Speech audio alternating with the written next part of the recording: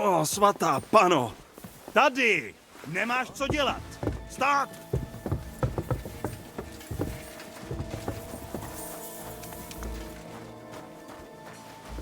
Tak, co bude?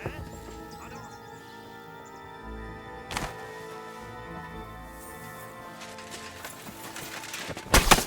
Tak Tu dělej! máš! Nemysli si, že ti nerozsekám prdel!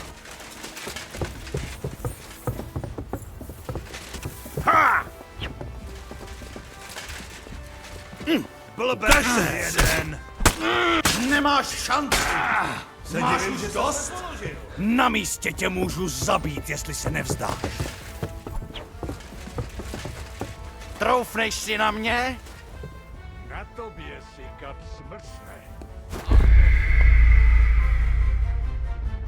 Mu řekl, že chci, aby Tomáše vytáhli nahoru. Raněnej má ležet co nejblíž kapli. To ví každý. Před lety jsem od někoho slyšel, že se něco podobného stalo na Štramberku za markraběcích válek. Purkrabí hradu byl vážně raněnej. Nepřátelský jezdec ho napích na kopí jak sele na rožeň a ještě ho táhnul půlkou lesa. Všichni si mysleli, že se nedožije rána. Ale hradní kaplan, nějaký Petronel, zavelel, že purkrabí musí být blízko pánu, až nadejde jeho hodina. Na Štramberku je taková hodně vysoká věž. Opatrně. Jí říkají trůba.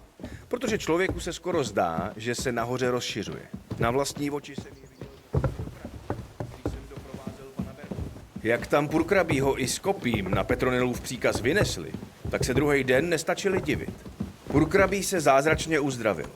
V noci tam prej se stoupil anděl a vytáhl Purkrabímu kopí z rány. Od té doby mají to kopí vystavený na hradě. Já Felčara chápu.